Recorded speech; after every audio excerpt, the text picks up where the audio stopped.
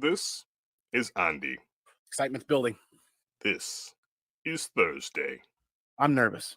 Breathe with me, guys. And this is Andy on Thursday.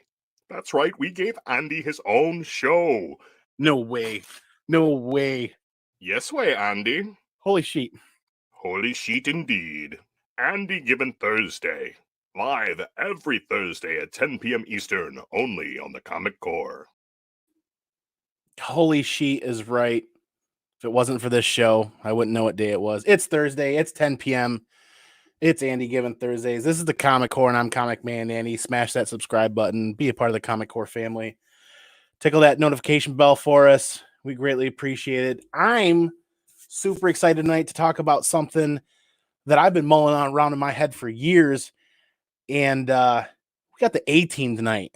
We have assembled the A-Team. So without further ado, I'm going to go ahead and start introducing everybody. We've got the Geek Aficionado with us tonight. Hey, man. Thanks for timing, man. You didn't say you were going to say A-Team. I was going to grab my cigar for a little handball action. Planning. I'm terrible at planning. I love it when a plan comes together. We got the boy who had 7. Matt, thanks for coming tonight. What's happening, man? What's up, Jimmy? Hey. Man, I got to say, that intro is ridiculously hilarious, man. Every time I watch it, I can't stop smiling and laughing. So good. It's Uncle Drew did that. That's so goofy. And you know what? Last but not least, in my heart, Chad. Dude, Chad, thanks for having some time available tonight. This is clean cut, Chad. For those a haircut, man. Yeah. For anybody watching that don't know these fine gentlemen, this is a very heavy-handed wealth of knowledge when it comes to comic books, comic book collecting, rarity, values, worth. And this is something I've wanted to talk more about with community and community members is what I feel is a duality between rarity of comic books and the worth of a comic book, because things don't always line up, right, guys? Right. Oh, yeah. Never.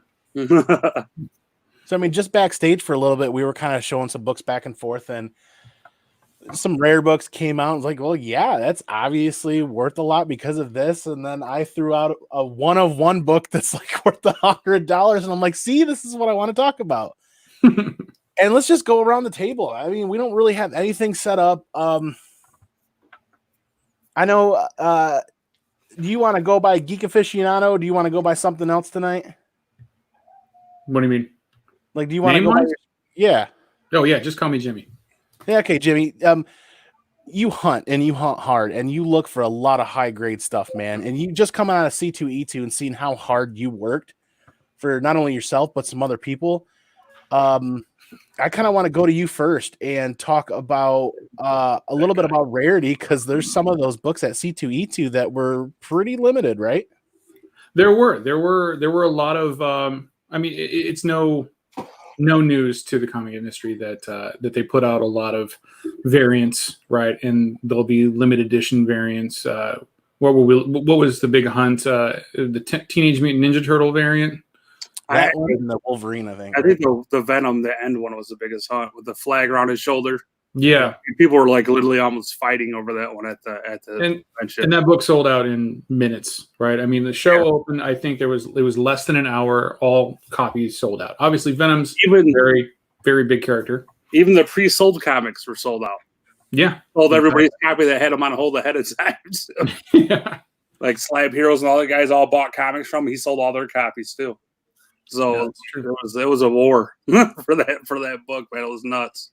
Yeah, and we were joined by Chad was looking for stuff. Who else do we have there? Los.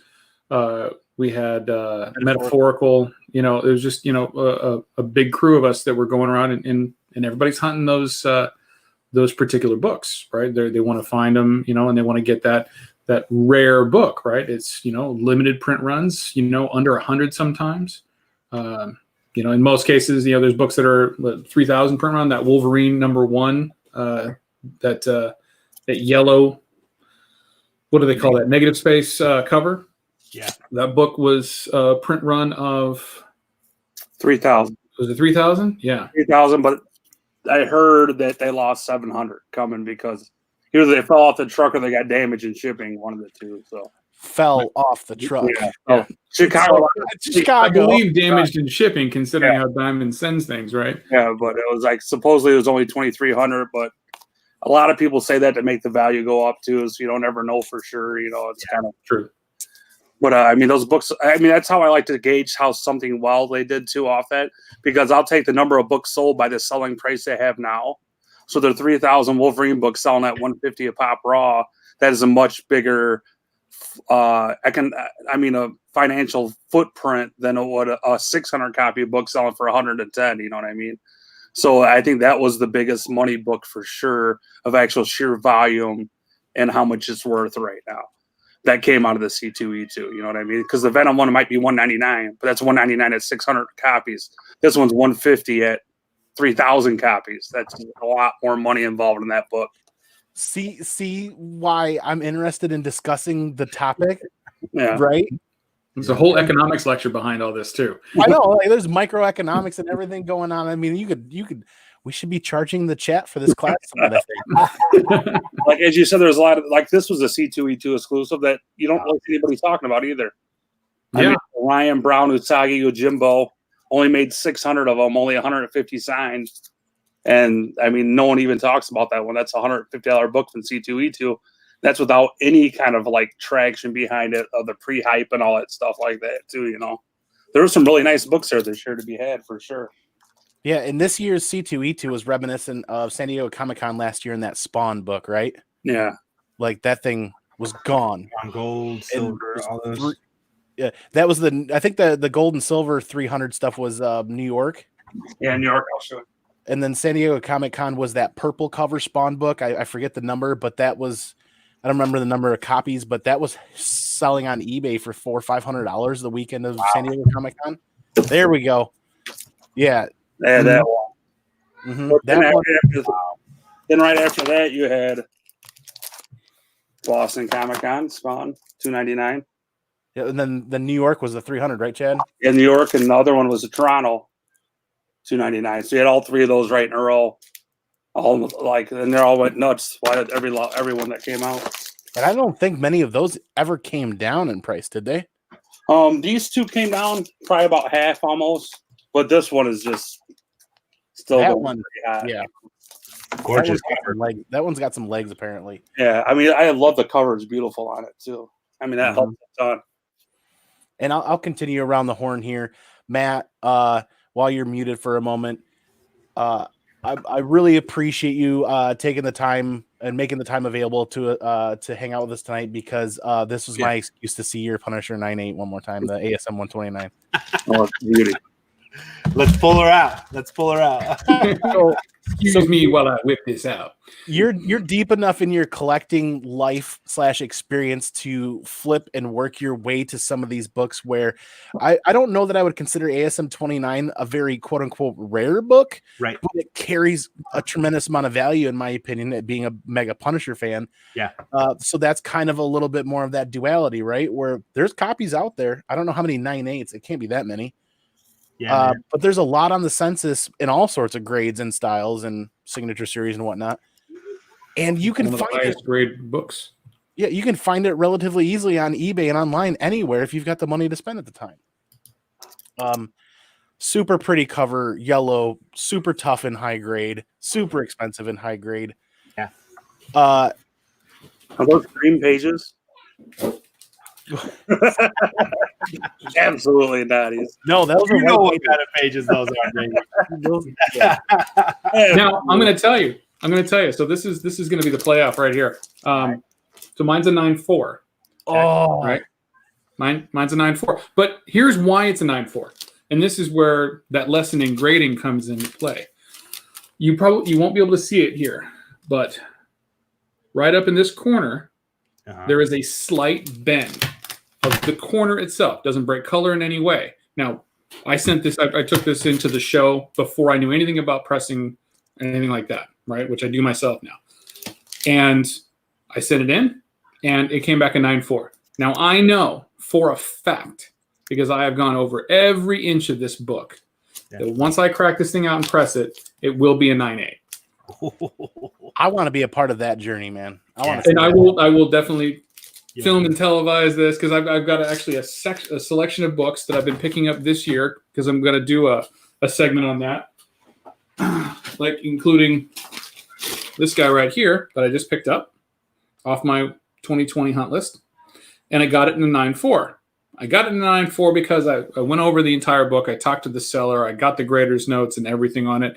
And there is nothing color breaking on this book. But there are a couple of edge bends and a little staple bend right here. None of it breaks color. This is going to get popped out. It's going to get pressed, and it's going to get resubmitted. Nice. I did that with at C2E2. I did that with the NYX number 3 as well. That's right. So yeah, we're going to have some fun. We're gonna CPR some books. We're gonna crack press, resubmit some stuff later in the year once I've completed my list, or at least gotten to the point where I'm hitting the heavy books, and I got to save up. So yeah, you gotta take a breather from the bigger books, do something a little more fun. Slowing down that, because I tell you, I mean, even with this COVID thing, hasn't slowed down the hunt. I mean, we got an auction tomorrow night, right, Chad? Oh yeah, yeah. I mean, tomorrow night, 7 Central. Nice. And I just picked up, and this is going to be. I'm super excited. Torpedo Comics has been having like daily sales. Well, the last couple of days, English Steve has been out there bringing out the heavy hitters. He's been bringing out the big books and the Golden Age and putting those up. And I got my hands on some books, some rare books that I'm very, very excited to pick up. I'll be in Las Vegas next week for my brother-in-law's wedding. You'll be. And I'm going to swing by there and do a little curbside. Super happy. Is Vegas back open, man? No. But the marriage license bureau is open, so they're very happy about that. That's money in Vegas right there. They had a drive-through marriage place in Madison. That's pretty close to you, Geek.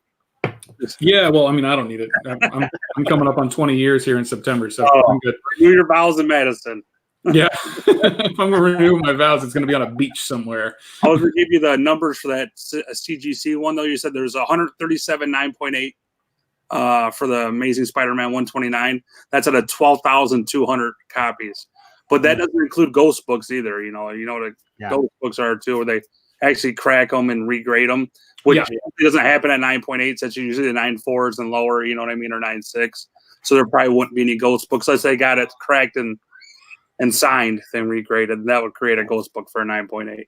And then now we have to start doing cumulative, right? Yeah. Yeah.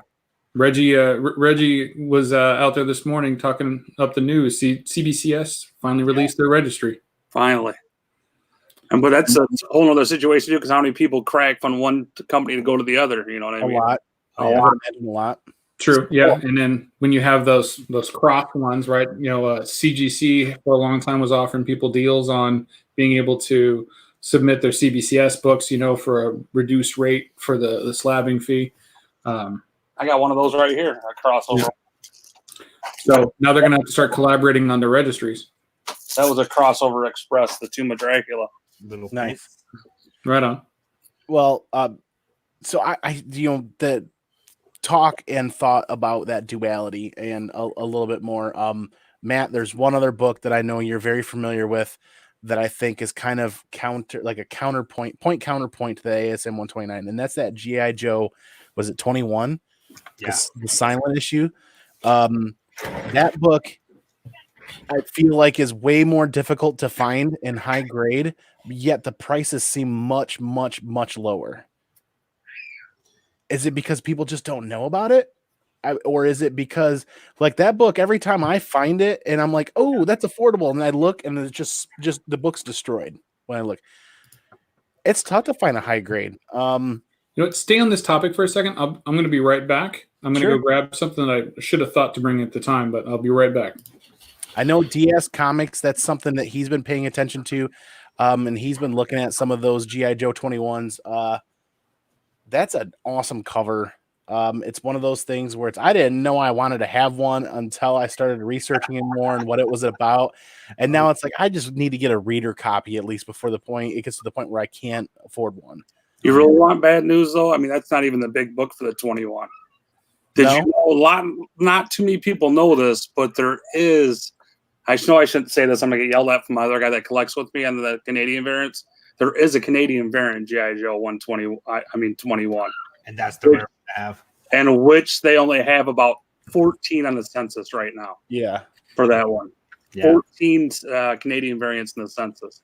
And the price isn't that bad right now for a high condition one. I'm sure he's probably going to grab one right now, the son of a bitch. What was that? Like I said, this is the A team here. I mean, if we're talking something, somebody's got something squirreled away. Right. Okay. So we're talking. I'm gonna grab mine. G.I. Joe 21, right? Yep. All right. So, as you said, I mean, we're talking about the difference between, rarity and scarcity, right? This book does not have an incredibly high print run, at least not one that G.I. Joe #1 had, right? Because of the significance of the character who is... Snake Eyes? Yeah, yes, definitely Snake Eyes. But the story of the first appearance of Storm Shadow, the character who's released in this, right? It has a relative significance, and this is one of the earlier. Well, I mean, I'm sure Marvel was doing multiple printings at the time for a number of different books, but not very many, right? Because if you look across the G.I. Joe line, there's not that many books that had multiple printings, but this one had 3.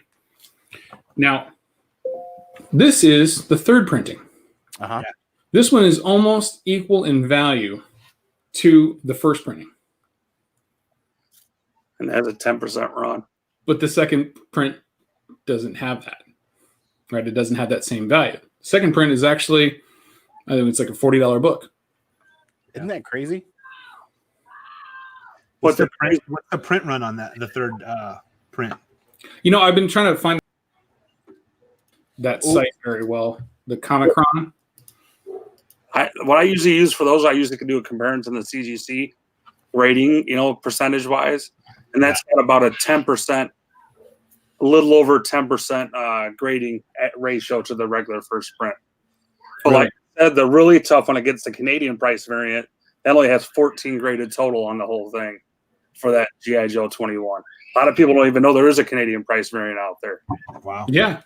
Well, that's right in that time period, right? Yeah. That's right in that 80s time period. Is that not too far off from Thor 337 and some of those other books that have those Canadian price variants? I feel like it's around the 60-cent range, right? 83, yep. A lot of 83s are the 75-cent copies. Both of those are 75-cent copies. Canadian price variants. What year was that? 83. Yep. November of 83 and December of 83. Yeah. 84 right here. Canadian one for the Thor one, usually, let me see what I have wrote down here. It's a 6% ratio for the 337 and a 10% ratio for the 338 for the CGC ratios. Wow. But, I mean, the price variant is not that big of a difference for it. So for me, it feels like it's an untapped commodity right now. Like the Canadian price variant, you can usually get pretty cheap till one spikes. Like you see what happened to the G.I. Joe one. Now it's worth 12 times. Not the G.I. Joe, Star Wars. The Star Wars one's worth 12 times the price of the regular one is now for the 35-cent variant, which is there's like 6 different versions of that Star Wars book that's out there. And but Star Wars is one of those ones that fell into that. We're trying a different price. Yeah, the 35-cent one in 3 markets. But the 35-cent one has a higher ratio, a higher ratio towards the regular print than the Canadian ratios do have on most books, do them. Mm-hmm. But they just get more play because it's U.S. books still, even though it doesn't make it. They're all printed off the same printers, the Canadian ones and the U.S. ones. But since that's actually a really good segue, Chad, for you to bring up some of your overseas books. Oh yeah, I got. Take it away, Chad. Like the Tomb of Dracula one, that's the highest one they ever had graded for the. Wow. And that's 9.6. I see somebody used your Amazing Spider-Man as a coloring book, Chad or Andy. I'll get to that. Yeah. And this one, the ratio on this one is let me see where I got my notes all over the place. Is actually a 1% ratio. They had 2,700 US copies of these graded. There's only 28 UK copies of this book on the census. On the census. And people tell me, you know, it's because CGC is a U.S. company. But yeah, CGC does so much in London. They have their own office in London. So I don't believe that it's just because it's a foreign company they don't grade them as much, because there's just as many books getting graded off the UK that there is out here, because they actually had to set up their own division out there. It's so big. You know what I mean? But they're grading U.S. copies, because they don't. The higher copies of these just don't exist. I mean, they didn't take care of the books as well, I believe, as we did with our copies. That's the highest on the census right now, correct? Yeah. There's 2 at 9.6 and there's 1 at 9.2 right now. Yeah, and you that's a great segue about those books not being taken care of very well. I've still stunned. I found this in my local LCS, an ASM 50 pence variant, and it's got pen coloring at the top. And I would break your all's heart if I pulled it out and opened it. But in the middle of the book, there's a portion where Spider-Man throws his suit. Peter Parker throws his suit in the garbage. Yeah. That suit's all colored in with red marker in here. Oh, Tell you what, though, I like the way that blue looks on the Amazing Man. I didn't even notice yours was blue on yours, man. but for the price, for the sticker they had on this, and I'm like, Kingpin's my favorite Marvel villain. I couldn't pass it up for what they had. Now, I am very tempted to waste my money, if you will, and send this to CGC to see what it comes back as. Whether it's going to be, because it's a kid coloring in a book with a marker. It's not resto.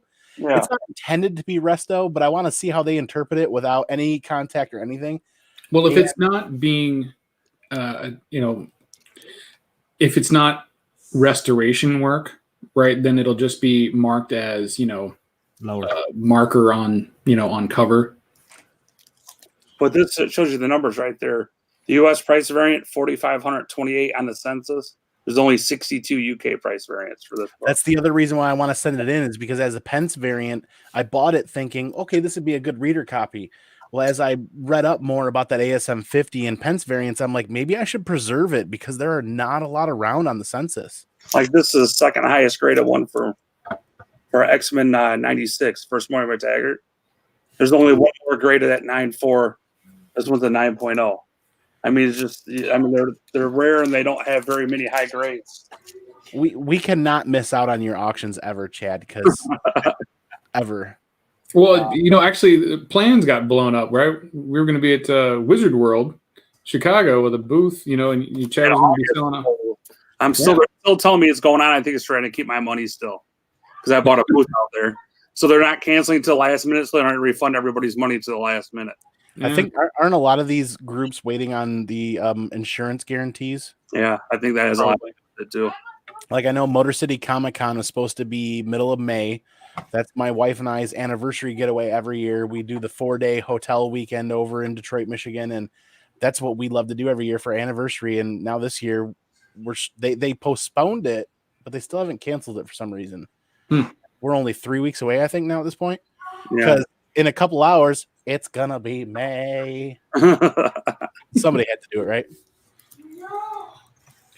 I was actually thinking about going to Detroit this year and meeting up with Slab Dragon. Yeah, I was gonna meet up with TJ. I was gonna meet up with there's Dino Papas from CBSI. I was gonna see him. He's there every year. It was gonna be a really cool meetup that we were looking forward to. Yeah, I mean, much like the C2E2. I mean, I had so much fun with you guys at C2E2. That was just a blast. And meeting your wife and everything, Andy.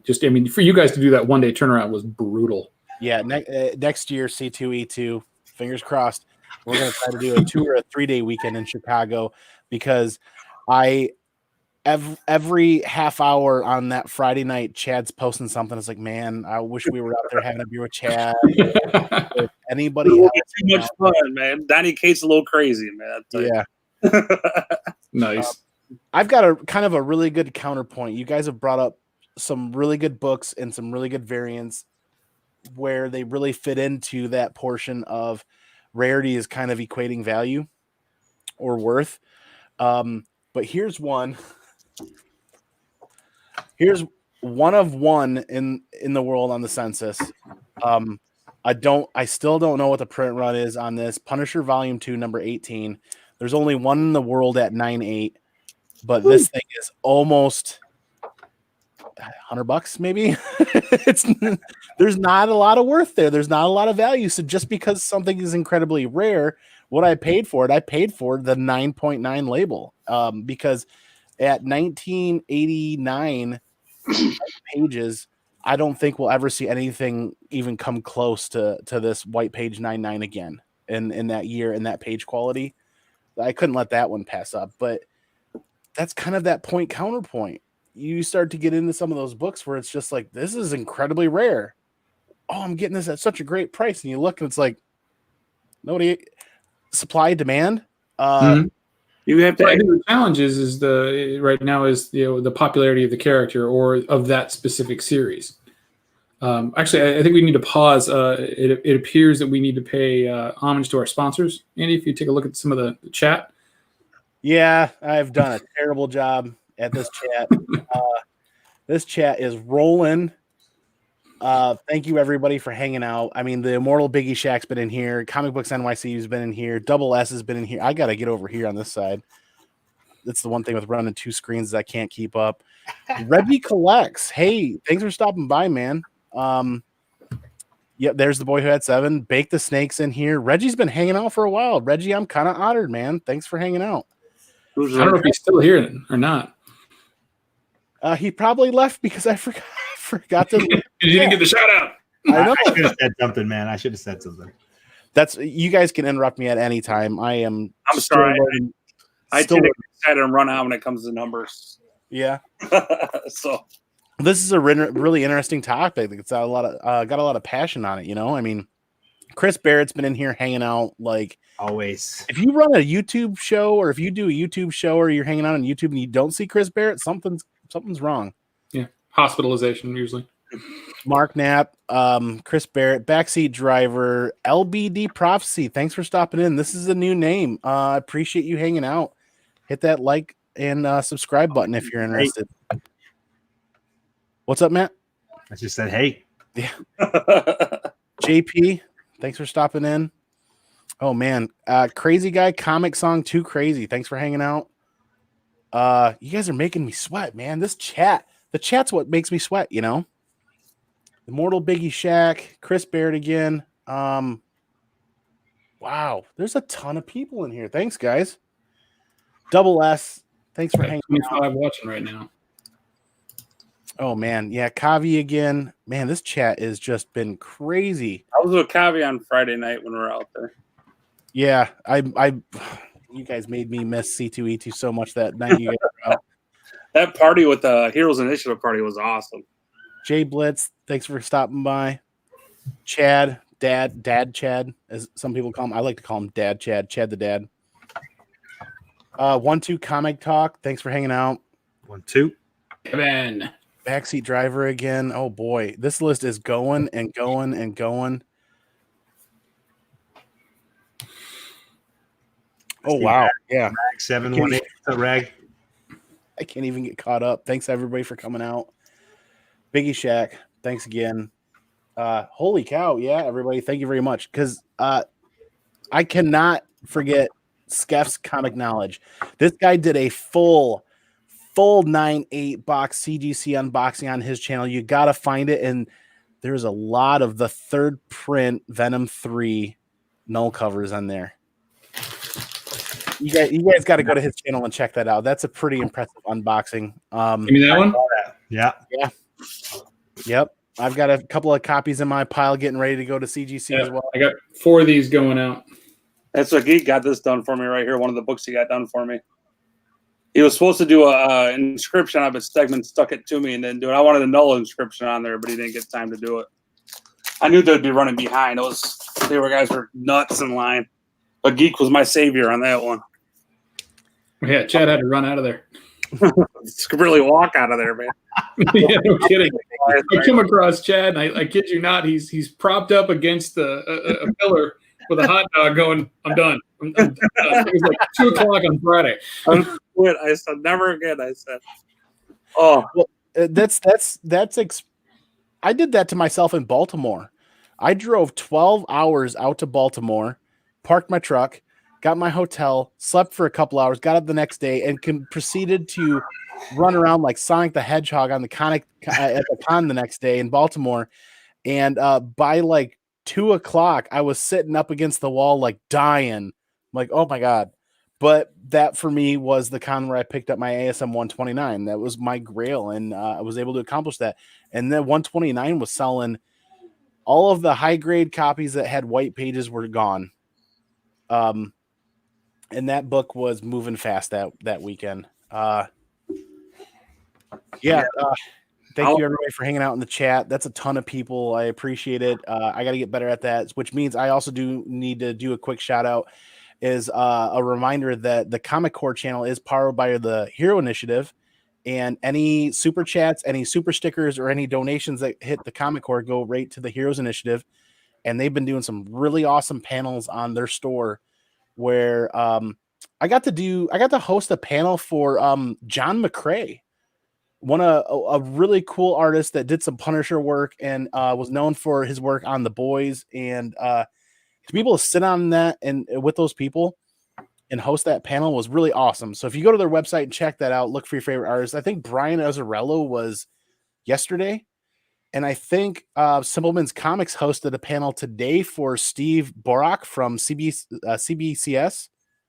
So they've got some really killer panels going on there if anybody's interested in those. I don't mean to interrupt you, but you better play this bumper, man. These guys are about ready to lose it in the chat, man. What bumper would that be? I don't have any bumpers, man. Listen, Chad wants you to play bumper. Bumper Comic Core, Chad wants it now. Okay, it's happening right now. Bumper. I don't know what to say, really. 3 minutes till the biggest battle of our professional lives. All comes down to today. Either we heal as a team, or we're gonna crumble. Inch by inch, play by play, till we're finished. We're in hell right now, gentlemen. Believe me. And we can stay here, get kicked out of us, or we can fight our way back into the light. We can climb out of hell. 1 inch at a time. Now I can't do it for you. I'm too old. I look around, I see these young faces, and I think. I mean, I made every wrong choice a middle-aged man can make. I threw away all my money. Believe it or not. I chased off anyone who's ever loved me. And lately, I can't even stand the face I see in the mirror. You know, when you get old in life, things get taken from. I mean, that's part of life. But you only learn that when you start losing stuff. You find out life's this game of inches. So is football. Because in either game, life or football, the margin for error is so small. I mean, 1/2 a step too late or too early, and you don't quite make it. 1/2 second too slow, too fast, you don't quite catch it. The inches we need are everywhere around us. They're in every break of the game, every minute, every second. On this team, we fight for that inch. On this team, we tear ourselves and everyone else around us to pieces for that inch. We claw with our fingernails for that inch. Because we know when we add up all those inches, that's going to make the difference between winning and losing. Between living and dying.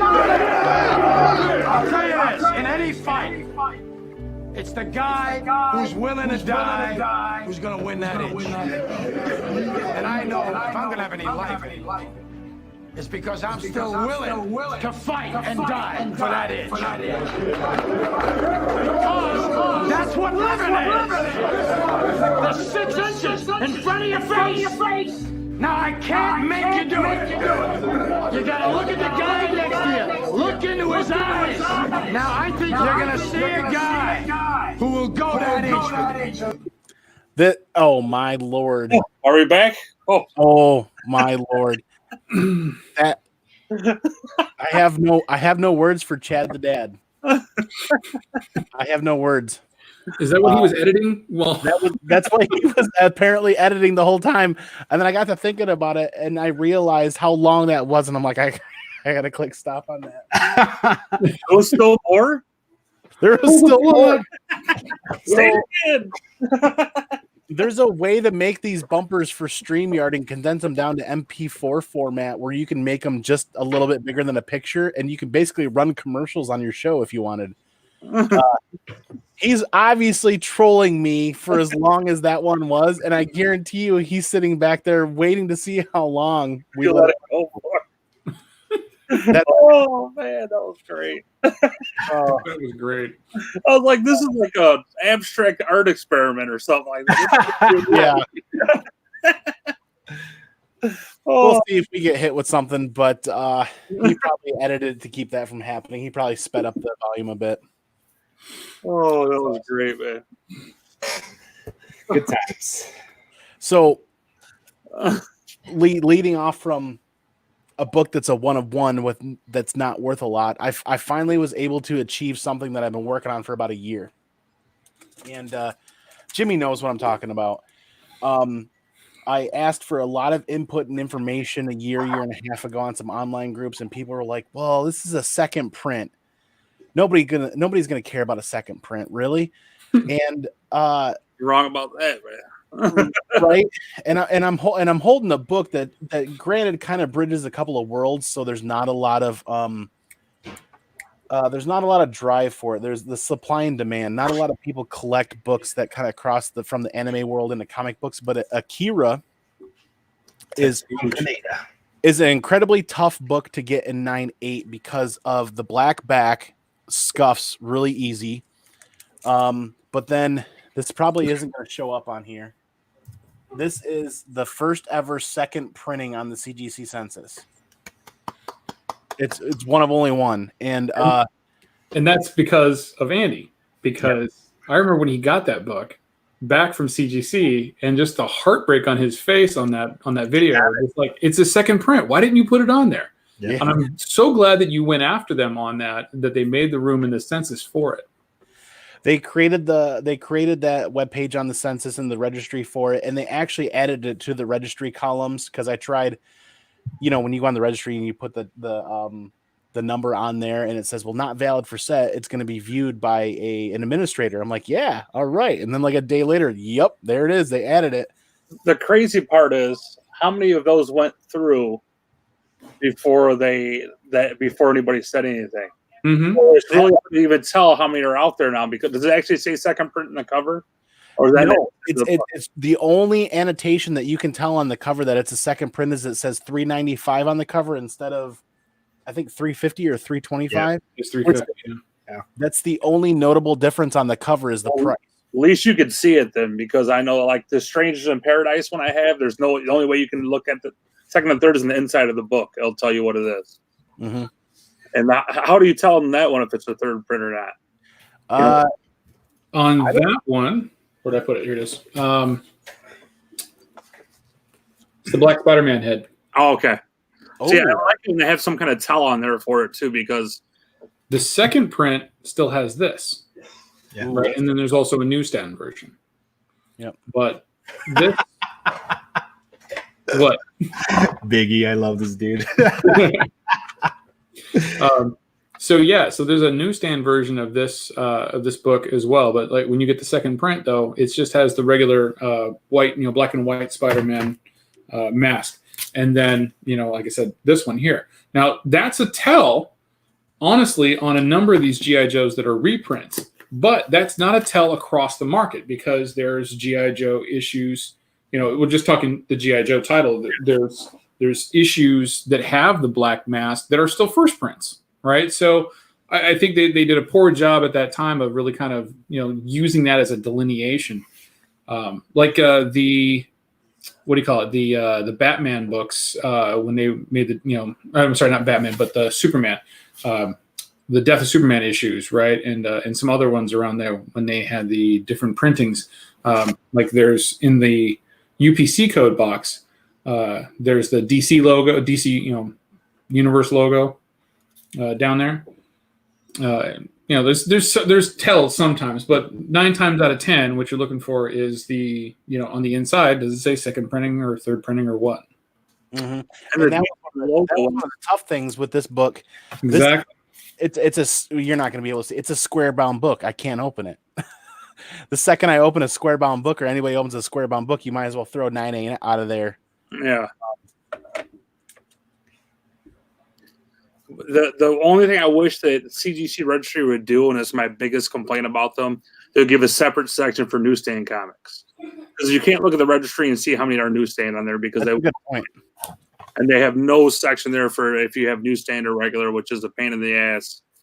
And it's like because they're still first printing, they're just newsstand first printing. You know what I mean? Exactly. It only goes by printing. Well, I mean, let's look at ASM 361 right now, which has been catching a lot of sales and a lot of postings on eBay. The newsstand obviously carries a premium when those hit the market versus the direct edition. Yet there's no way when you look at GPA or any of the other trusted sites that collect that data, there's no way to tell which sale was a newsstand or which sale was a direct edition. They're not separating it now. Yeah. And that does affect, it affects the overall purchase price, but that's one of those situations where honestly, I think the only valuable way to actually get that intel is to go to eBay and do the counts yourself and look at the people who have actually typed it up as newsstand. I did an auction. I can't remember if it was with Chad or if it was with Comic Cat 84, and I had put up a first appearance of Madam Web, and it was a newsstand edition. And it did not go for as much as I would have liked for it to go for, compared to what the sales of it were. So, which was a challenge. But the person who bought it was, just over the moon. He's like, you guys left that on the table, right? Because that first Madam Web, in a newsstand goes for about $40, $50 more than the regular edition does. Just because at that time, direct sales market had shifted. And now the newsstand editions were in a lower print.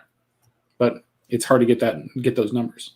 It makes me wonder how many of the newsstand editions of that G.I. Joe 21 are in existence. I wish they would differentiate. My first G.I. Joe, I bought off the rack at a B. Dalton's bookseller. And that, as a matter of fact, was my very first comic book ever. Nice. Like this book right here. It's a Jim Lee Wildcats #2 newsstand. That's about a 1% run in those books. If you get the regular one, it's like a $4 book. This is a $25, $30 book all day long just because of the newsstand on there. But once again, GPA doesn't show a difference. So it makes you hard to get value out of this book if people don't know what they're doing. You know what I mean? Not that they don't know what they're doing, if they don't know, if they're not looking for that specifically. Yeah. So they don't understand how rare this is, how valuable it is. You know what I mean? And 9.8 goes for 80 or something like that for the regular one. The newsstand's over $200 usually for 9.8 of this book. It's a huge difference. Oh, Biggie. Come on, man. Come on, man. He loves it too much. On the joke. Too much. That's a great point because that Jim Lee or that Wildcats #2 was 96, 97. Yeah, I'm not for sure the exact date, but I can find out. It's up there, but start looking for newsstand editions in 2008 to 2010, 2011, 2012. Those start carrying a premium. People know what they have in there because those print numbers got even lower. Mile High Comics actually has a really good section of information on their website where they talk about numbers and runs that were available, like the percentages of what was being printed in newsstand versus direct edition up until I think it's somewhere around 2010 to 2014 where they actually stopped doing newsstand editions, if I remember correctly. And then they brought them back recently. Yeah. That's what I'm trying to show, a modern one. I got it. And there's like almost no visible way to tell because they're all available, with the same look. I think it's what a number variant on the UPC code. Well, the one I have just does not say direct sales on it. I got the Gotham Girls, and it's the newsstand, but all it does on the UPC it says direct sales, and the newsstand one doesn't. And it's I've only seen 2 newsstands have sales and it's you can't tell in the census whether they're a newsstand or not. So the only way you could tell is I know they take photos of every book.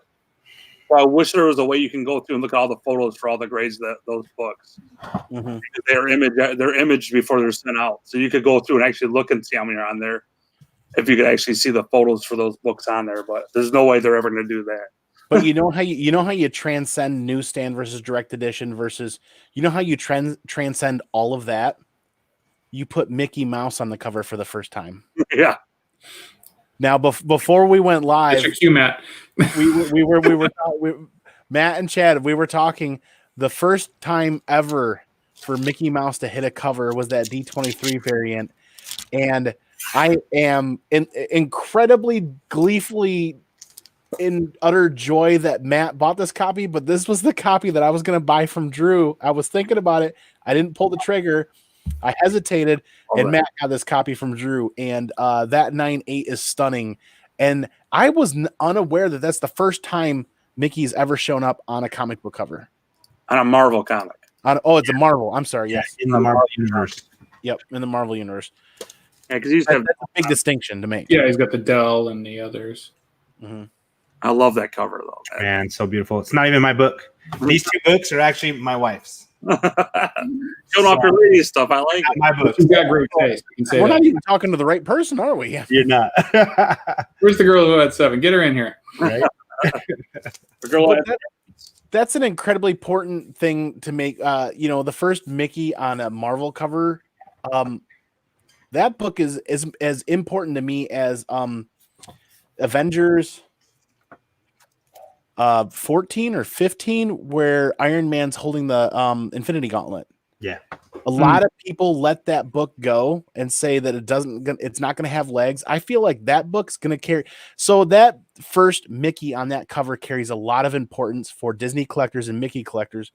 I think everybody growing up right now that went and saw Infinity Wars and Endgame are going to be searching for that Iron Man cover holding the gauntlet. Well, I mean, just like the book with Captain America first picking up Mjolnir, that book, went from $1 bin, to $100. Was that $3.89? Something like that. I mean, and I don't currently own a copy, right? Because I had picked up a copy and the popularity of Skyrock, I sold that. I'm like, it's filler trash for me. Matt's got a copy. He's digging for it. I think it's like $3.89 or something like that. Yeah, it's somewhere that one flew under a lot of people's radar until that happened in the movies, and it caught a lot of buzz.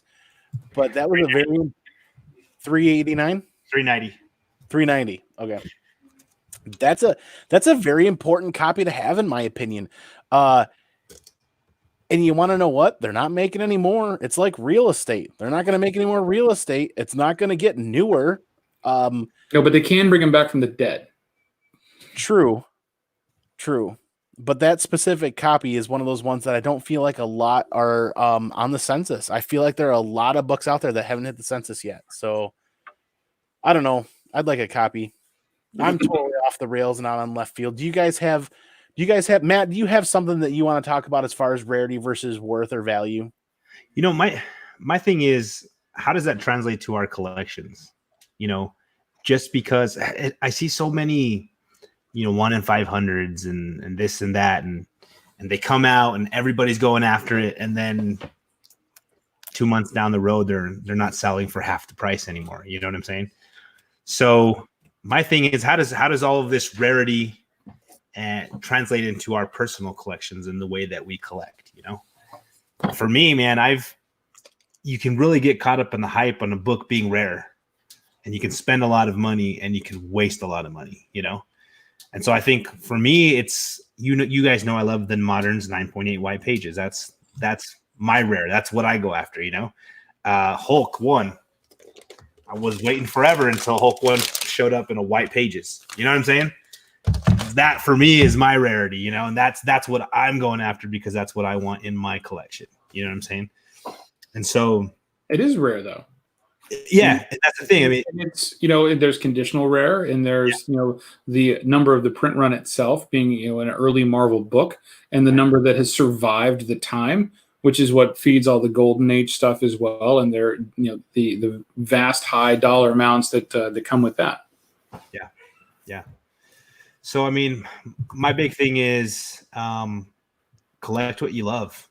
You know, we hear that all the time. Don't get caught up in the rarity of something unless you truly love it, you know? Yeah, that's what you want for yourself. Yeah. Or do it because you got it at a great price and you're going to sell it to someone that's going to love it. Yeah. You know what I mean? Make a buck off of it. Chad knows what I'm talking about. If I'm going to like get a book, I see that there's extra rarity to it. Like, you know, I'm going to go for that book just because I feel like eventually the community is going to catch up to it. Sometimes you're ahead of the community. Like all those Canadian price variants, if you look at their history of it, they're way below the U.S. And all of a sudden at one point, they're all going above the U.S. price range, you know, because they're rare. And you can't, you know, so, and people are completionists. Like, I think that's why the Star Wars one is so huge, because all the Star Wars fans I know, they want everything. So if there's 4 different copies of that book, they want all 4 copies of that book, you know, the U.S. price variant, the Canadian price variant, the 35-cent price variant, the U.K. one, you know, they want all of it. It's just like, and it's just, like he said, get what you love, and eventually the hobby might catch up. If not, you still have books that you want in your collection that you might not have. Yeah. Like this one, they didn't have a UK price variant for the Hobgoblin one, first Hobgoblin, but they did have a magazine size one that came out with it. Ooh. A lot of people don't know about, you know what I mean? Then there's just, but I think it's cool. I got it. I like it. You know, that's something I'm going to hold on to. It'd be a nice frame to put them next to each other, you know, kind of thing. It's just stuff like that. You know, if you go searching for it, you're going to find it, and you might be happy with what you get. Yeah. Or like second prints. The first Killmonger in a symbiote suit. The first Sleeper, right? Yeah. They're both beautiful books, you know, and there are prints that otherwise would be not worth hardly anything if it wasn't for these 2 guys being on the cover. Chad, am I correct in remembering that Sleeper on the cover came out of the Walmart packs too? Yeah. Yeah. Listen, I think I have one of those. There's a Spider-Verse one. I love them. There's a Spider-Verse Walmart one that took off because it had the future sister of Miles Morales in a costume on the cover, or there was at least speculation on that. I don't even know where it landed after that, but you know, it's right now. But like this one right here, this is a weird variant. It's Dead Word. It's a word. I think the Crow came out of her. But this is the actual. Yeah. Yep. Yeah, right there. This is the actual this is the not mature variant. Like the cover, it's like the cover is not as bad, or the other one had nudity in it or something, but there was hardly anybody that ordered the non-nudity one. So now this one's worth a lot more money than the regular one is, because there's just not very many of these out there. Non-provocative one, I think is what they call it. But yeah, I mean, which is a cool cover, you know, and it's just some indie book. But since they didn't order very many, they're just worth more, you know. It's just, we put value in stuff. That's something to talk about too, is the Canadian variants. People are a little more keen on. There are specific people out there finding ways to utilize the internet searches and web browsers to find foreign variants from other countries. Yeah, I didn't know this, but there's a way to look up eBay in Europe. Yeah, I did a whole show about that. Yeah, it's what is it? .uk, eBay.uk. .co, and UK site, and you get they have that for Canada too. You can do it for Canada too. .ca.co. And you had to usually I usually hit the sellers up ahead of time and tell them what I'm doing, because and the overseas ones with eBay, they actually force you to use Pitney Bowes, and they don't let you combine shipments. So I'll actually go to the UK one, talk to the same seller in UK on their site, and they'll combine shipments, everything for you. So you'll save a ton of money by doing it that way. Well, that's amazing, because I don't know about the rest of you guys, but when I go to eBay and I click on search on eBay, I thought I was searching the entire world for a long time there. No. That is incorrect. You're searching everybody on the US site. Yes. Yeah. Yeah, exactly. And I didn't know that for a very long time. I was just not keen to that at that time. It's So not widely publicized either. They make it visible for you, but yeah, it's not the same framework, just with the US, or a UK And they're trying to URL dollar out of you too, man. When I was a kid, I loved collecting stuff from The Cure, the band, and I could never find what I wanted here in the States eBay, so I'd always jump over to the UK eBay and find everything. So it's like, whoa! Yeah, when I bought my X-Men 1, I actually got it on the UK eBay site. Wow. Really? Some guy was going out of business and he had a 4.0 white pages CBCS. And that's the other side of that, right? Being able to find those deals, in other countries. Yep. Right? Yeah, sure, you might pay a premium on shipping, but if you're doing it on a book that's like that, right? Yeah. You have a smaller group of people to bid, a group of bidders that are competing against you. Yep.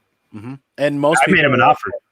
Yeah, and most people are like, well, I don't want to pay the $40, $50, $60 in shipping to ship that book from overseas. I got a very hard to find Punisher book that I've been looking for my collection from Australia because I was willing to pay that $38 in shipping, and I got the book for half of what it would go for in the United States. Yeah. So it balanced out. I just paid the extra in shipping. And sure, it's a risk. It's definitely a risk coming from a country that far away, but oh, sure. I've sold stuff to people overseas, and I have to deal with, failures on the post office, because it changes hands how many times, right? And then, like I did one, I sent a medium flat rate box, which is why I'll never do it again. But the square ones, not the rectangular ones, but the deeper square ones. That they seem like they'd be perfect for comics, except they're not, right? Because you drop that thing on the corner, it's like diamond, right? It's smashed, it's done. So I sent them over there. The guy gets them. The corner's crushed on it. We open a case, and I get inconclusive, evidence between the shipping handlers, and they closed the case and didn't give the guy any money. Dang. Mm. Yeah, it's crazy. It's tough, but. Another tip I do, I'm just going to tell you guys too, is if you see a currency dropping, I will usually go after that before the currency exchange rates change on our end too. So if I notice the pound's dropping significantly or something like that, before the banks can catch up, you can usually get better deals on your stuff, the US dollar over there, because your conversion rate's in your favor and their favor also. Wow. Your bank will give you a better conversion rate, and people, you got to look at every little angle you can. Man, dropping the heat. College, man. Look at you. If you want to look at something, that you can get value. If you want to go after your Grail books, that's how you got to do it. That the Tomb of Dracula 10 I offered the guy $14.50 for it. And at the time, the U.S. price range are going for $1,900 for 9.4. And I squeezed it up to 9.6. Now it's a $4,000 to $5,000 book, Yeah. And I only invested $14.50 and $50 with shipping. So it's like, you got to go after those deals and look everywhere for your Grail. You can't just assume the US has everything you want.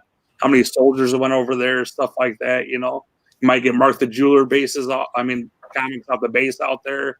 Anything you can think of, you just got to check everywhere. Well, that's a great segue. Something we haven't talked about is the Mark Jewelers variants at all either. Yeah. There's I guess I don't want to say there's a lot of them out there, but I've seen some Jewelers variants out there that don't cost a lot. No, so yeah. It's got a lot to do with the book that it's like awareness, right? Yeah. Actually, John's Comics with Kids. I just sold him some X-Men's, and one of those X-Men is a Mark Jeweler variant. Nice. He's got one. I've got a couple. I've got was it first appearance of Arcade Marvel Team Up? Yeah. 66. Marvel Team Up 66. So first Arcade, and it's a Mark Jewelers variant, and it's high nines, and I'm looking forward to sending that thing in, but on the other side is I can't crack it. Right? Yeah. It's one of those things where like a couple of years ago when I'm like, I want to look for newsstand variants versus direct edition. That's literally just scratching the surface. Then when you want to look for second prints, third prints, newsstands, foreign editions, price variants, foreign edition price variants, and there is so many deep cut, deep layer stuff to look at that make a book rare that add to that book's value. There it is. I haven't seen that in a while. Now this is a knife. So JD and Scaff brought up a couple of very good points. The 30 and 35 cent price variants are definitely harder to find than Mark Jewelers, right? Because those books were released only in 3 market areas: Ohio, Texas, and I want to say Connecticut. It's somewhere up in the. I have them right over there. I think those are the ones all right there. Right. Yeah. And then, but the Mark Jewelers were released on bases, right? And there's a lot more bases that are, out there and available that those books were distributed to. And that was an insert that was added in, right? Based on Mark Jewelers ordering that specific, amount of prints that were going to go to those bases.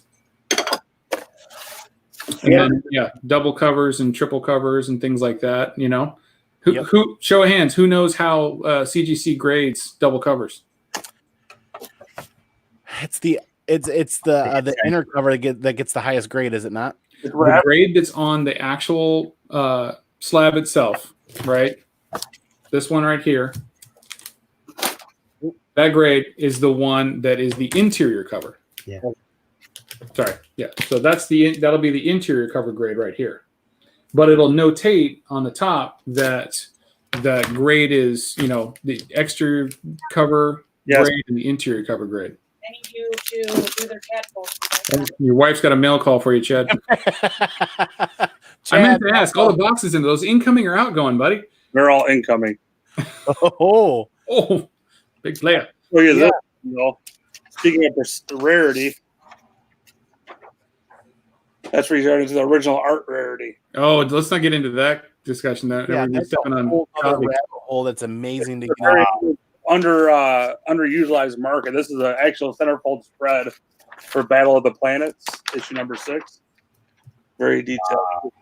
Got the actual, like you said, rarity. This is one of one. I got this for $90. That's like some of that stuff I believe is so undervalued. It's crazy. You know what I mean? Wow. Oh yeah. Yeah. And art's one of those things. A lot of you have given some really great advice that I've even received is not to Kavi's really good about Comic Books NYC is really good about some of that original art advice is not to chase something unless it's going to be PC because it's so hard. It's like getting lucky pretty much. It's so hard to find, and then you could end up in a bidding war between 2 or 3 people, and you could end up paying 3 times what it might be worth. Yeah, the resale value. You got to think too. Is always what it's worth for a one thing is what it's for last. Exactly. What's somebody willing to pay for it? So if you bought this off me for $500, it'd be worth $500 now because there's nothing else to compare it to. You bought a product that's never going to be up for sale again unless you put it up for sale again. Like I know, Slabbed Heroes. He's a really big fan of double covers. Mm-hmm. He pays attention to those things. There are a lot of other people out there that pay attention to those double covers. Mr. Let. Missing staples, double staples, or just those things. It's like another deep cut niche that people look for that it's so incredibly hard to find at the surface because you've got those people that are in that niche that are already collecting it. So those books never really make it to the market. You know what I mean? Or if they do, it's so lightning fast, it's done and gone. Yeah. Yeah. Well, like JD says, it's absolutely a buyer market for original art because there's no way to really promote it, so they just kind of throw it out there and whatever it sticks. I mean, I'll tell you that if you ever see something you like on eBay and you take the original price, you're crazy. Because I've never not threw out an offer and not got taken for original art on eBay. Whether it's a discount to 40% discount. Well, even for books, I mean, I won't. I'll always offer a lower price just to see if they'll take it. Yeah. And even more so now that they had all the taxes and extra fees added on. As a seller, sellers are looking at the eBay fees. They're looking at the PayPal fees. They're looking at taxes on their end. Then they're looking at shipping on their end as well. And as a buyer, you've got state fees on top of shipping. Exactly, yeah. And then as a buyer, you've got your state taxes right now, and you've got your shipping that you have to pay for. So it's not as hard on the buyers as it is on the sellers, but it's one of those things where it's a new dynamic for us as collectors over the last was it like 6-8 months ago they started doing that?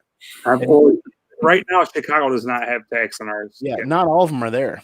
Yeah, we haven't got it. I should say Illinois, actually, not Chicago, but Illinois hasn't got tax on it yet. But I mean, I only been collecting for 7 months, so I don't. I mean, so it was already there by the time I started. You know, it's been. I mean, like I said, I was a big, huge card guy. You know, and I switch a lot of my collection over to books, just mainly because I like the interaction of the community. And you never see Spider-Man get injured. His career bust out from under him right afterwards because they can always bring him back. You know what I mean? Where you're investing highly into some prospect, he blows out his knee and he'll never be the same again. I think the whole fundamental card industry is crazy right now too. I grew up on basketball cards in the late 80s and the 90s, and I didn't really do a whole lot with it. And that's the worst part I could have had some really killer cards left over from my collecting as a kid.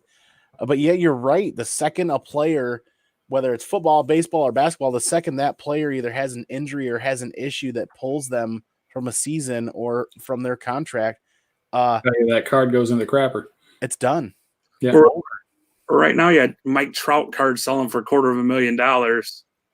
You know, why would I not? Like, some of his early cards are going that high for like his 101 super factors and stuff like that. I mean, I would much rather. Why don't they invest that much in the Babe Ruth high graded card? You know, I mean, it just But you could say the same thing about collectors now. People who are chasing these 1 in 500 variants of Spawn and crap. You know, that's like it has no value. The story isn't getting any better. There's no real value to that book. In the long run. You know, but something like this is always going to have some kind of value because it's significant, right? Like you said, they're not making more of those. Exactly. And that's a great segue and a great topic of discussion to roll into as well as those variants, those 1 in 200s, 1 in 500s, 1 in 1,000. And you know what? I don't see a lot of you guys buying them and collecting them. Not unless they got some really awesome art. That'd be very, very. There's only a few that I go after, and that's right. I can show you the ones I go after. I got a whole bunch. I went for a Silver Surfer Black #1, like 1 in 500. I think it was like a hidden Mike Zeck or something like that. Mm-hmm. And I paid retail for it, and I'd be lucky to probably ever get that back if I ever sell it. But that was for my PC because that Silver Surfer Black run was really important to me. I loved that artwork. I loved that story. The racial variants I buy I love JTC, man, John, the negative variants. Oh, that's beautiful. So those are the ones I go after. Like you said, it's something I want for my collection. Yeah, exactly. I love these negative space I've never variants. seen those, man. Now I need them. Oh, yeah, you got a couple. That's one thing in our current world situation with Diamond and the printers and everybody coming back. I'm hearing sometime in May, roughly second, third week of May or something like that. Are those variants? Are those number variants going to survive?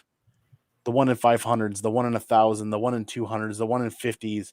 I don't know, man. How many LCSs are actually going to survive this and be able to put those on the shelf and sell them?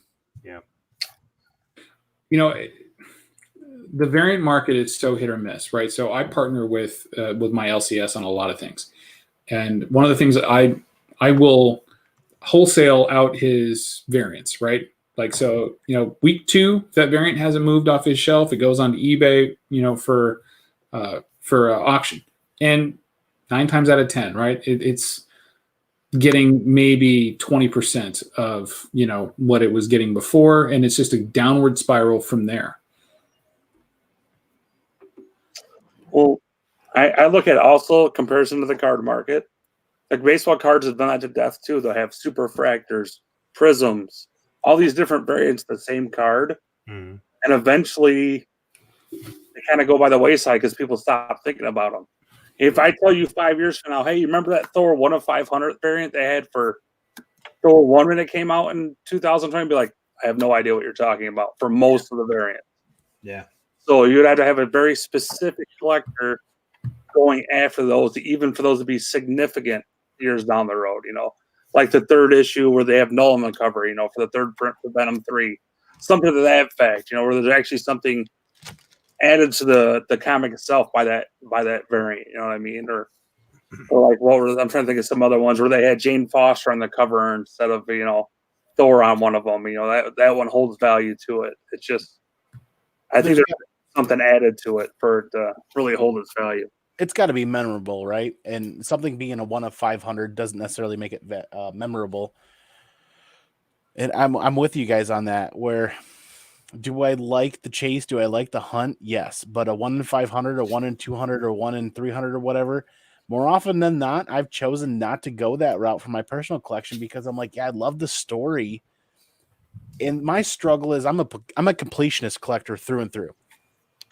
So if I'm on a Silver Surfer Black run, I'm looking for those and I'm fighting to try to not buy them because I already have the story. And I'm not really a cover collector besides being the completionist kind of a collector. So it's like I let a lot of those price variants go. And this is a great segue when it comes to talking about covers. This is a cover that everybody should know and love. That's a tough book to find in high grade. Oh, and it's a total cover buy because the story's terrible. No, I love this story. I'm just kidding. I was gonna say, bro. Such a good story, man.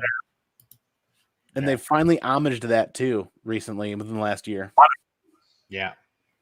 The plot had an homage of it. I know that had a few homages that come out last year. Yep. Facsimile. But last point on the what we're talking about with the ratio variants. As an example, the Spectacular Spider-Man 300, right? It was an anniversary issue, and they had a number of different variants for it, right? There was a 1 in 25 Adam Kubert, a 1 in 50 Alex Ross that was an homage to the original Spectacular Spider-Man magazine edition from, I think, Ditko. And there's also a 1 in 500 and a 1 in 1,000 Frank Miller's. I wanted that 1 in 300 Alex Ross bad, right? Because it's such a great cover. But I didn't buy it at the time. A year later, I was able to pick up a CGC 9.8 for $62. Wow. Alex Ross is the GOAT. That's why you wanted it, man. Was that? Alex Ross is the GOAT. That's why you wanted it. This is true, but it's just such a great cover. And I just, I wasn't going to do it. I wasn't going to pay the money that the market was demanding at the time, knowing full well that in a year it was going to be done. Yeah. And, it also gives you hope for the future, too, because if these start to die down, those are going to be the books you find at your comic book shops, dollar bin diving, that they don't keep track of, that you might find a 1 in 500 variant.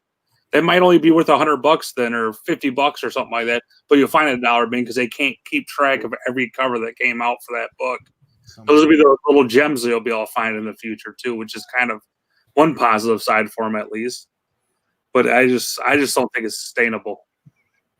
Yeah, those number variants are, what are they called again? Refresh my memory. Ratio variants. Ratio variants. Thank you. I'm struggling to remember them because I try to shove them out of my memory. Like being that completionist collector, I don't want to get that deep into them because those ratio numbers is they're trying to sell them for at ratio and they get expensive.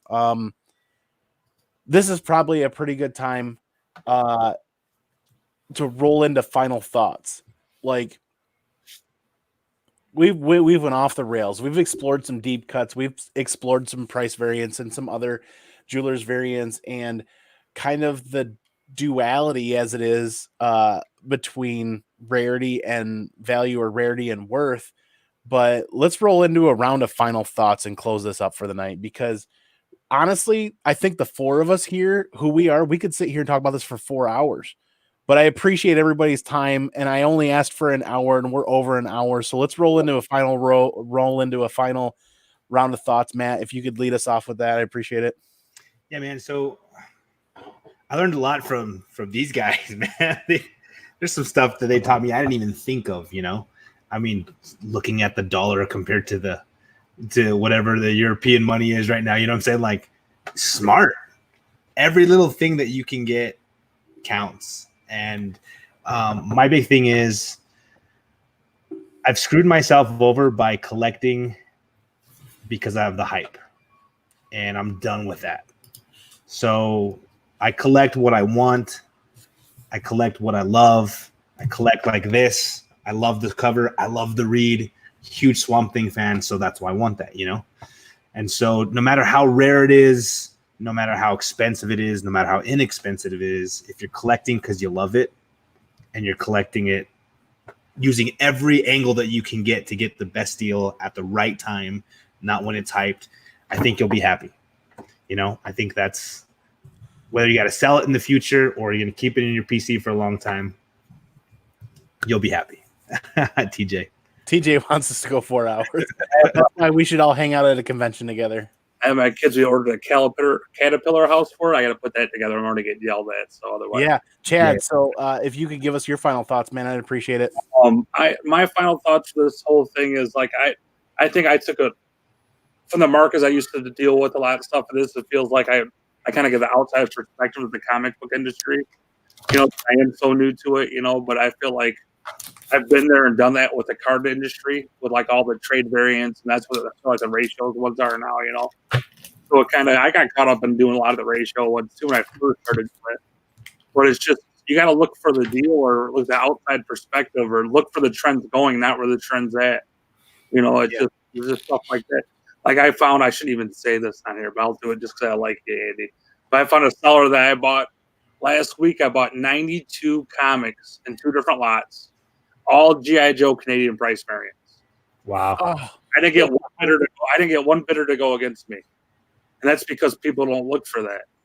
They don't even know the G.I. Joes have Canadian price variants. Got 92 books for 100. I think it was 158 shipped. Oh, you're killing me, Smalls. So, you got to look out there for. There are deals out there. Look for something that people aren't going after yet. They're not going after the Canadian price variants. They're not doing They go after for key issues, you know what I mean? But there's more than just those 2 or 3 big key issues. There's more than the 238. There's more than a few of the other ones are out there. You know, it's just like the Thor one I showed you earlier. You know, it's just make sure it's something you like, so you're not felt like you got stuck with something. You got what you wanted either way. You know, so yeah, collect to your heart, not your head, or both. Or do both actually, because collected just with your heart could be a bad combo too. Could be a real bad combo. That is true. I'm guilty of that, man. Hey, Jimmy, you close us out, man. Sure, and and I'll parlay off of Chad's comments, right? Because you've got books that everybody wants, right? And then you've got you got the chase, right? For those small variations in it, right? And people are paying high prices for books that have high print runs, right? And it's just because of a standard amount of popularity that's happening right now. Venom, in my opinion, I think, and people will hate me for this, I think Venom's a trash character. I think he's worthless. I think that he's been so overused for so long. I like Carnage better. Yeah, I mean, Carnage at least has, you got a sociopath behind it, right? There's a better story. My favorite villain of all time, man. And I'm sorry, right? It's just my personal opinion, and it's no offense to anybody. That's just how I feel about it. But it's not a necessity to spend ridiculous amounts of money, right? Right. Get what you want, right? You want to go after something that's rare. This is a one of 100, right? There's only 100 of these out there, right? I didn't pay a whole lot for it. I did pay obviously more than cover price. I think it was like around $150 for it. When I got it raw, I got it signed by the creator because I love his art. Go for what you love. But if you're going to spend the money, go after the stuff that's really rare. Things that have low print runs, right? Yeah. I mean, the Do You Poo, right? Those are incredibly low print runs. They're fun. But they're fun, just something to have, Exactly. But don't pay a large amount of money for it. If you're going to spend money, if you want to drop money on a book, look for something that's going to hold value for a lot longer, right? This book has a low print run. That's why its price is high. It has a wonderful cover, too. Don't get me wrong. Copy, man. But go after things that are scarce, things you're not going to find a lot of, right? First appearance of Fin Fang Foom. How many of these do you see? Cool. That's cool. They're ghosts half the time. you know. But if you really want to spend a lot of money, you go after stuff that's scarce or key and it's in high grades. And with or without a movie, that book's always going to be hot. Yeah, it is. But for a while, it wasn't. I got this book raw. I paid I want to say I got this for $1,000 raw. Dang. Right, knowing how high grade it was, and it was right after I got it.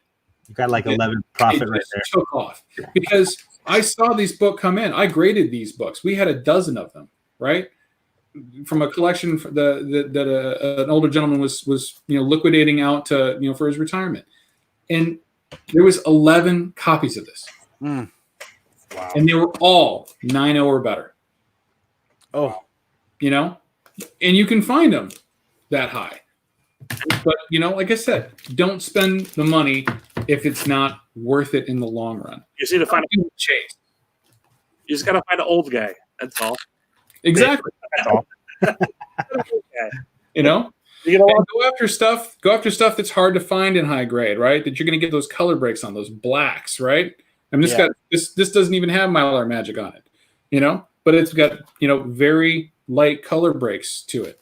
Just find stuff like that. Find things that you love, things that you enjoy, but it's going to last you for a while if you're going to spend the money. Don't chase those.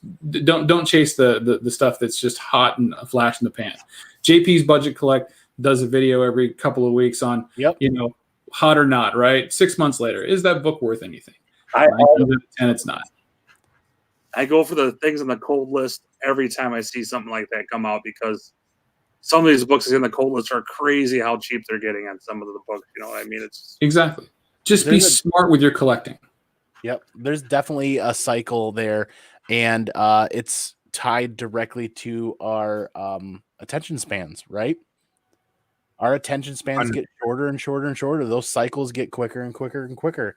And it's flash, right? Yeah. They show the flashy thing, and everybody's got covers now. I chased covers, back when they barely ever had variants, right? Mm-hmm. Like I've got the variants of Uncanny X-Men in the 300s because, it was so rare for them to do a variant. Now, there's a variant for every single book that comes out. Yeah. Every single book that's released has a variant.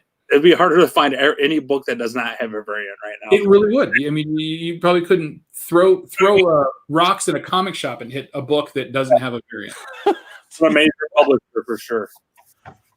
Yeah, I guess so. Closing out, guys. I appreciate all everyone's time. Appreciate this amazing chat. Sorry I couldn't keep up with it. I'm not used to having that many people hanging out and talking that fast. It was amazing. It was a great ride. The moral of the story is, you guys have said it best. Collect what you love, and you'll love what you'll collect. And more importantly, be smart about it and think about it and pay attention to those cycles. The phrase I like to use is skate where the puck's gonna be, right? So if you're ahead of that puck and you're ahead of those price spikes or those price hikes, you're buying your personal collection at those lowest prices. And if you miss that puck, wait for the rebound, right? Wait for that to come back down. And he said it best. If they're on the hot list, do not buy them. It's too late. Sorry, it's too late. Yeah. Not that list. I can't think into the FOMO. Yeah. I can't thank you guys enough for your time. We ran a little bit long. We'll close it out here. Thank you again, everybody, for hanging out. Thank you, everybody in the chat, for supporting this. It's one of those things that I love to talk about, and I wanted to bring to the community to talk about more. And leave some comments. Can I give ideas? Leave some thoughts. I'll do a quick plug for tomorrow. Yeah. Let's finish that out. Auction 7 Central tomorrow. I know my main Geek Aficionado is going to be on there. She's right there. So if you guys want to come check us out, it'll be on my channel, try at RCG. Come and have a good time. Yeah. Hey, Matt, where can people find you? Boy at 7 talks comic books. This Saturday we'll be doing Gotham Chronicles over at Comic Book NYC's channel. That's going to be fun. We're going to be talking about Under the Red Hood story. And then right after that on my channel, we'll be doing Couple Gories, where I get a whole bunch of couples from the community. And you got more? Oh, yeah, we got more. That's awesome. I love episode 2. I love the last one too. So is Bonafide Sophia gonna hold the title? Bonafide won it. Oh no, that's right. Bonafide. That's Yeah, right. they beat Right, Kachung and Delphia right at the end. Yeah, But that's right. they're coming back. We've also got Fuchsia and Soldier coming back because her birthday was last week, and I told her we'd let her get on for a birthday gift Rematch one more time. And then we've also got Captain and Smiley Tori. And who am I missing? I always do that. I always forget somebody. But yeah, it's going to be a blast. And Downright Nerdy Podcast. Boom. Oh, that's great. Oh, that's gonna be great. Yeah. Especially now that they're engaged. Oh yeah. No. Yeah. Come check it out, guys. That was a lot of fun too. Definitely my favorite show on comic books is the comic categories. I love that show, man. Thank you, guys. Yeah. Jimmy, where can everybody find you, man? Just on IG, the Geek Aficionado, and on my channel, I drop some content every now and again. It's spotty, but I try to keep it at least a little bit consistent. Auctioning with this guy tomorrow. That's pretty much it. And thank you so much for inviting me on the show, man. I really appreciate it. It was a great time. Yeah, thank you for your guys' knowledge. Thank you guys for plugging your stuff. Don't miss that Friday auction. I'm sad I miss it because I usually get stuck working and I got to be up at 5 a.m. on Saturday mornings. I got to find a way to at least catch the replays and hit you guys up for stuff that doesn't move. Thanks again, everybody. I greatly appreciate your time. Thanks, everybody in the chat for hanging out. This is a wild ride. This is a great topic that I've been wanting to talk to about to people that are incredibly knowledgeable like you guys. Like we said, this is the 18th tonight. So I'm not going to plug much more. You guys know where to find me. Find me on Thursday nights. You guys know where to find everybody else.